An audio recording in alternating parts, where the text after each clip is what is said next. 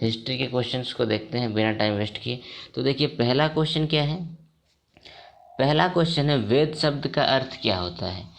तो वेद शब्द का अर्थ होता है ज्ञान। ये आसान सा क्वेश्चन है, ये आप सभी को पता होगा। वेद शब्द का अर्थ होता है ज्ञान, और ये जो वेद शब्द है इसका अर्थ क्या होता है, ज्ञान होता है। ये तो आपको आ गया समझ में। और वेदों के संकलन करता किसे माना जाता है, तो वेद व्यास को माना जाता है। ये भी अब क्वेश्चन है कि वेदों के संकलन करता वेद व्यास को माना जाता है। वेदों को अपौरुषेय भी माना जाता है और अपौरुषेय भी माना जाता है। वेद कितने हैं, 4। क्या क्या, ऋग्वेद, सामवेद, यजुर्वेद और अथर्ववेद। इन चारों वेदों को संहिता कहा जाता है। क्या कहा जाता है, संहिता। अथर्ववेद को अगर छोड़ दिया जाए और अथर्ववेद के अलावा बाकी जो तीनों वेद हैं उसको वेद त्रयी कहा जाता है। क्या, वेद त्रयी कहा जाता है। वेदों को श्रुति भी कहा जाता है, ये भी आपको याद रखना है। वेदों को श्रुति भी कहा जाता है। प्रत्येक वेद के 4 अंग हैं जिसे वेदांग कहते हैं, और वो अंग कौन कौन से हैं, तो वैदिक संहिता है, ब्राह्मण ग्रंथ है, अरण्यक है और उपनिषद। ये फैक्ट आपको याद रखने ही रखने हैं, ठीक है। तो अब अगले क्वेश्चन के ऊपर बढ़ते हैं।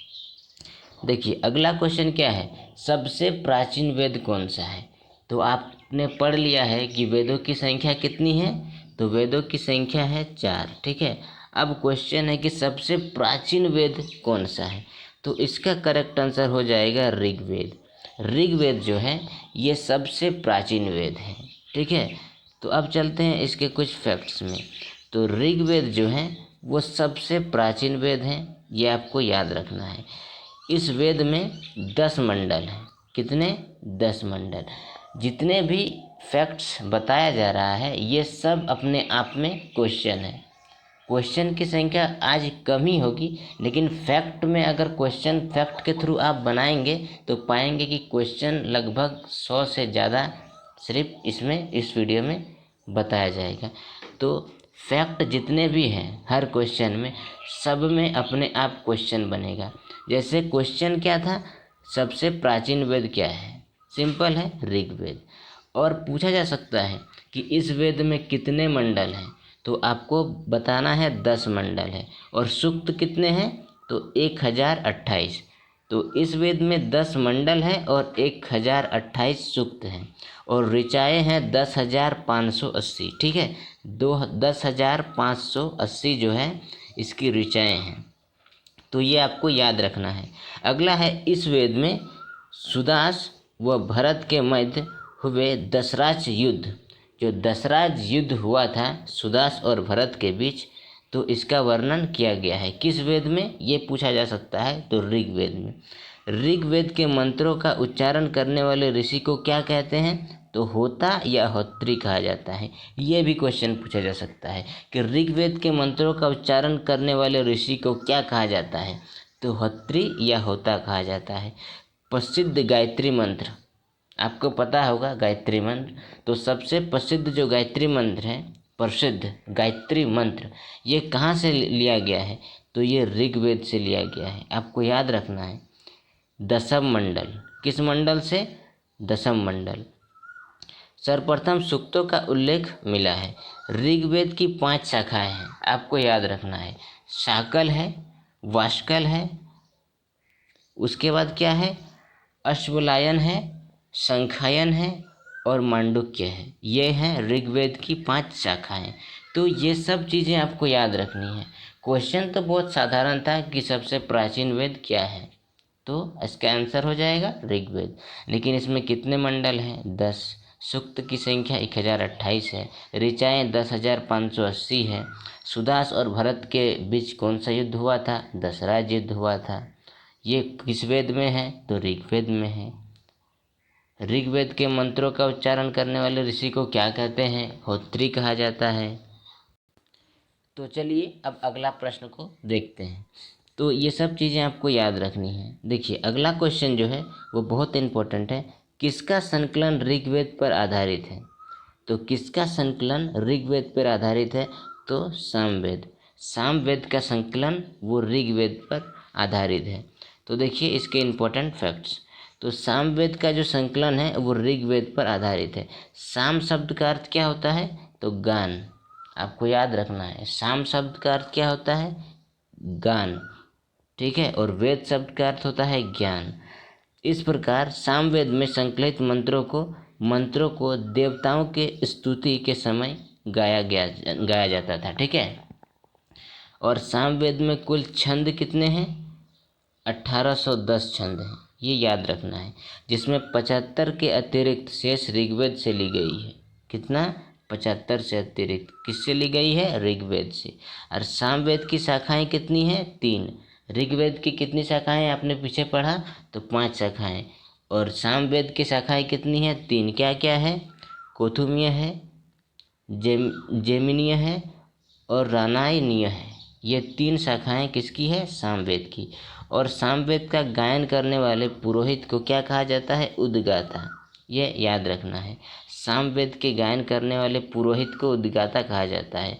और सामवेद को भारतीय संगीत शास्त्र का मूल कहा जाता है।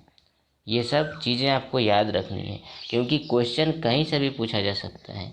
क्वेश्चन तो मैंने आपको यहाँ पे बता दिया कि किसका संकलन ऋग्वेद पे आधारित है? सामवेद। जरूरी नहीं ये क्वेश्चन पूछा जा सकता है, हो सकता है सामवेद की कुल कितने छंद हैं ये पूछ दे। तो ये सब भी आपको याद रखना है। कितने हैं? 1810 हैं।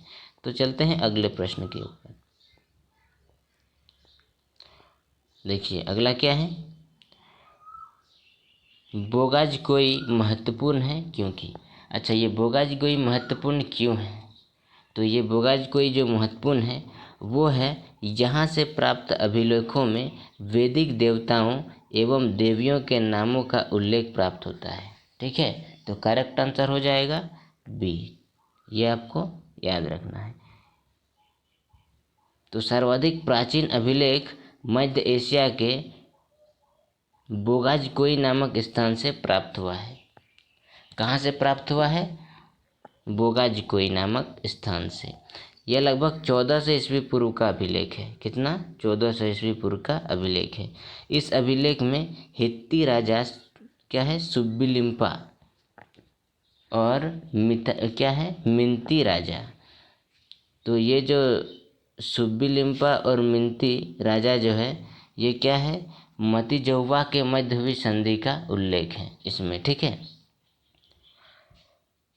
संधि के साक्ष्य के रूप में वैदिक काल के देवी देवताओं को इंद्र, मित्र, वरुण तथा नासत्य या अश्निव क्या है? अश्विन का उल्लेख किया गया है। चलते हैं अगले क्वेश्चन के ऊपर। देखिए, प्राचीन भारत में निष्क नाम से जाने जाते हैं तो कौन? प्राचीन भारत में निष्क नाम से स्वर्ण आभूषण जाने जाते हैं, ठीक है। प्राचीन भारत में निष्क नाम से कौन जाने जाते हैं? तो स्वर्ण आभूषण। तो देखिए, वैदिक काल में स्वर्ण को निष्क अथवा निशाका कहा जाता था। वैदिक काल में कुरीर और कर्ण शोभन भी आभूषण बनाते थे। कौन कौन? कुरीर और कर्ण शोभन भी आभूषण बनाते थे। कालांतर में निष्क शब्द का प्रयोग स्वर्ण सिक्कों के लिए किया जाने लगा, जबकि बौद्ध जातक में क्रमशः 3 प्रकार के स्वर्ण सिक्कों का उल्लेख मिलता है: निष्क या निशाका, स्वर्ण तथा मशाका, ठीक है। चलते हैं अगले क्वेश्चन के ऊपर। देखिए अगला क्वेश्चन क्या है?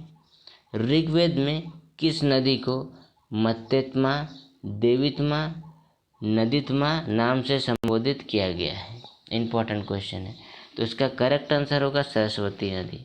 सरस्वती नदी को देवित्मा, नदीत्मा और देवित्मा, मत्तेत्मा ये 3 नामों से संबंधित किया जाता है। संबोधित को किस नदी को? सरस्वती नदी को। तो ऋग्वेद में सर्वाधिक पवित्र नदी अगर पूछा जाए तो सरस्वती नदी, ठीक है। ऋग्वेद में सरस्वती को ही मातेत्मा सबसे अच्छी माँ, देवित्मा सबसे अच्छी देवी और नदीत्मा सबसे अच्छी नदी, ठीक है, कहा गया है। सरस्वती नदी को हेलमंड भी कहा जाता है। क्या? हेलमंड। सप्त सिंधु प्रदेश में सिंधु नदी पंजाब की 5 नदी सरस्वती नदी भी शामिल थी। महाभारत में सरस्वती नदी को प्लक्षवती नदी, वेद स्मृति, वेदवती आदि नामों से भी जाना जाता है। ठीक है, तो ये थे कुछ इम्पोर्टेंट पॉइंट्स। अब चलते हैं अगले क्वेश्चन के ऊपर। तो अगला क्वेश्चन है पुराणों की संख्या कितनी है? तो पुराणों की संख्या है 18। ठीक है, पुराणों की संख्या कितनी है? 18। पुराणों की रचना लोमहर्ष ऋषि तथा उसके पुत्र उग्रश्रवा द्वारा की गई थी। पुराणों की रचना किसके द्वारा की गई थी? लोमहर्ष ऋषि और उनके पुत्र उग्रश्रवा के द्वारा। पुराणों की संख्या कितनी है? 18। कौन कौन से हैं? मत्स्य है, मार्कंडेय है, भविष्य, वामन, ब्रह्मांड, वैष्णवार्थ, ब्रह्मा, भागवत, वराह, विष्णु, वायु, अग्नि, नारद, सदम, लिंग, गरुड़, कूर्म, स्कंद पुराण। पुराणों में सबसे प्राचीन जो है वो है मत्स्य। ये क्वेश्चन पूछा जा सकता है। सबसे प्राचीन पुराण है मत्स्य। ठीक है, अगला है यज्ञ संबंधी विधि विधानों का ज्ञान होता है तो किस वेद में होता है? तो करेक्ट आंसर होगा यजुर्वेद में। यजुर्वेद में यज्ञ संबंधी जितने भी विधि विधान होते हैं सब यजुर्वेद से संबंधित हैं। यजुर्वेद मूलतः कर्मकांड से संबंधित ग्रंथ है। इसमें मूल रूप से यज्ञ संबंधी विधि विधान तथा मंत्रों का संकलन किया गया है। किसमें? यजुर्वेद में। यह गद्य एवं पद्य दोनों में लिखा गया है। यजुर्वेद के 2 मुख्य भाग हैं। क्या क्या? एक है शुक्ल यजुर्वेद जो कि केवल पद्य भाग में, और कृष्ण यजुर्वेद जो कि पद्य और गद्य दोनों में लिखा गया है। और यजुर्वेद के पुरोहित को क्या कहते हैं? तो अघर्यु कहा जाता है। शुक्ल यजुर्वेद को वाजसनेयी संहिता के नाम से भी जाना जाता है। तो अब आगे का क्वेश्चन देखते हैं। अगला क्वेश्चन है आध्यात्मिक ज्ञान के विषय में नचिकेता और यम का संवाद किस उपनिषद में वर्णित है? इसका करेक्ट आंसर होगा कोष्ठ उपनिषद में। तो आध्यात्मिक ज्ञान के विषय में नाचिकेता और यम का संवाद किस उपनिषद में वर्णित है? तो कठोपनिषद में। तो कठोपनिषद जो है एक कृष्ण यजुर्वेदीय उपनिषद है। क्या है? कठोपनिषद एक कृष्ण यजुर्वेदीय उपनिषद है जिसमें आध्यात्मिक ज्ञान के विषय में नचिकेता और यम का संवाद वर्णित है। ठीक है, अब चलते हैं अगले क्वेश्चन के ऊपर।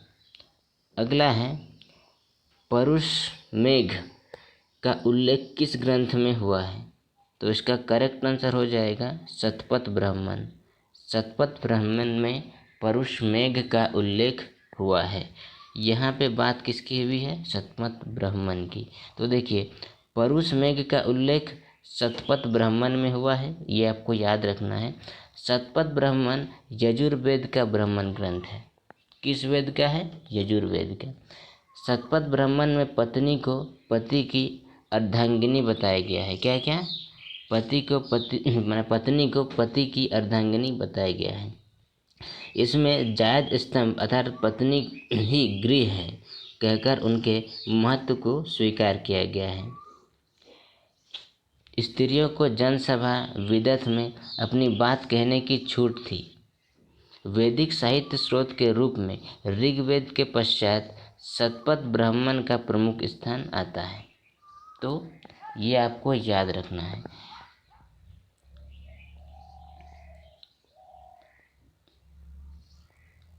तो फ्रेंड्स आज के वीडियो में बस इतने ही क्वेश्चन।